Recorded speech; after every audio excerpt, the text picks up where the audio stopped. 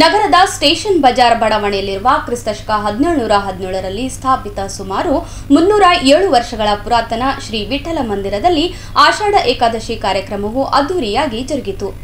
ನಗರದ ಸ್ಟೇಷನ್ ಬಜಾರ್ ಬಡಾವಣೆಯಲ್ಲಿರುವ ಶ್ರೀ ವಿಠಲ ಮಂದಿರದಲ್ಲಿ ಆಷಾಢ ಏಕಾದಶಿ ಕಾರ್ಯಕ್ರಮವು ವಿಶೇಷವಾಗಿ ಆಚರಣೆ ಮಾಡಲಾಯಿತು. ಆಷಾಢ ಏಕಾದಶಿ ಪ್ರಯುಕ್ತ ಬೆಳಿಗ್ಗೆ ಕಾಕಡ ಆರತಿಯೊಂದಿಗೆ ಆರಂಭವಾಗಿ ತದನಂತರ ಶ್ರೀ ವಿಠಲ ರುಕ್ಮಿಣಿ ಮೂರ್ತಿಗಳಿಗೆ ಪಂಚಾಮೃತ ಅಭಿಷೇಕ, ಜಲಾಭಿಷೇಕ ಮಾಡಿ ಶ್ರೀ ವಿಠಲ ರುಕ್ಮಿಣಿ ಮೂರ್ತಿಗೆ ಅಲಂಕರಿಸಲಾಯಿತು. ತದನಂತರ ಶೃಂಗಾರ ಆರತಿ, ಮಂಗಳಾರತಿ, ಶಯನ ಆರತಿ ಮಾಡಲಾಯಿತು.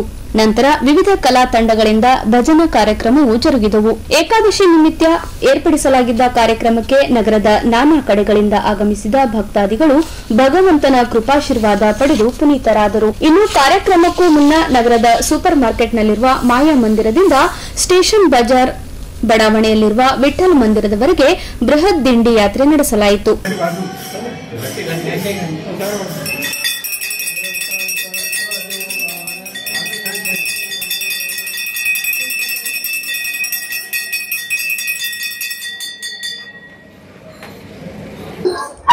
ಎಲ್ಲರಿಗೂ ನಮಸ್ಕಾರ.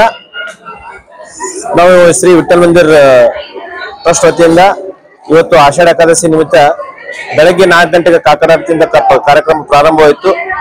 ಮತ್ತೆ 5 ಗಂಟೆಗೆ ಪಂಚಾಭಿಷೇಕ ಆಯಿತು. ಮತ್ತೆ 6 ಗಂಟೆಗೆ ಶೃಂಗಾರ ಆರತಿ ಆಯಿತು.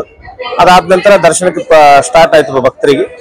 ಸುಮಾರು ಇಲ್ಲಿವರೆಗೂ ಈಗ ನಮ್ಮ ಅಂದಾಜಿನ ಪ್ರಕಾರ ಇವಾಗ ಒಂದು 25-30 ಸಾವಿರ ಜನ ಬಂದಿದ್ದಾರೆ. ಇನ್ನೂ ಒಂದು 60-70 ಸಾವಿರ ಜನ ಬಂದು ಹೋಗುವ ನಿರೀಕ್ಷೆ ಇದೆ. ಮತ್ತೆ ಸಾಯಂಕಾಲ ಇದು ವಿವಿಧ ಭಜನೆ ಮಂಡಳಿಗಳಿಂದ ಭಜನೆ ಕಾರ್ಯಕ್ರಮಗಳನ್ನ ನಿರಂತರವಾಗಿ ಭಜನೆ ಕಾರ್ಯಕ್ರಮ ಇಟ್ಕೊಂಡಿದ್ದೀವಿ. ಅದು ಹಂಗೆ ನಡೀತಾ ಇದೆ. ಮತ್ತೆ ಸಾಯಂಕಾಲ ಈ ಕಾರ್ಯಕ್ರಮ ಒಂದು ಮಹಾಮಂಗಳಾರತಿ ಆಗುತ್ತೆ. ಆಮೇಲೆ ರಾತ್ರಿ 12 ಗಂಟೆಗೆ ಶಯನಾರತಿ ಮುಖಾಂತರ ಈ ನಮ್ಮ ಆಷಾಢ ಏಕಾದಶಿ ಕಾರ್ಯಕ್ರಮ ಮುಕ್ತಾಯವಾಗುತ್ತದೆ.